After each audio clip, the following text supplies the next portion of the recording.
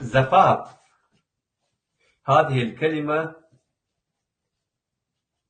مأخوذة من الكلمة الكردية المركبة زماوند، التي تتألف من كلمة زماوند يعني زفاف باللغة الكردية، ولكن هذه كلمة مركبة تتألف من كلمة زاما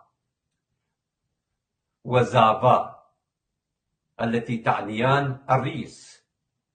نقول فلان زافا أو زاوا باللهجة الكرمانجية الشمالية نقول زافا، وباللهجة اللهجات الأخرى نقول زاما أو زاوا.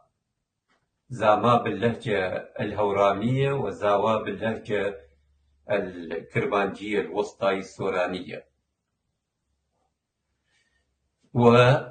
والمقطع الثاني من كلمة زماوند وند.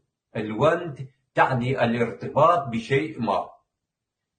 هذه الكلمة أيضا هي كلمة ميدية موجودة بصيغة زامات، والتي تعنيان الإنسان الذي يولد، أي الإنسان الذي يستطيع أن يخلف أطفالا. تم تحوير هذه الكلمة الكردية إلى زاف حسب الآتي: زماوند، زبابند، زفافند، وزفافة، زفاف.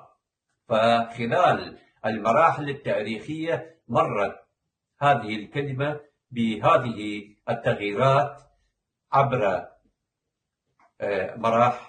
هذه المراحل الزمنية إلى أن صارت زفاف، دخلت بصيغة زفاف إلى اللغة العربية.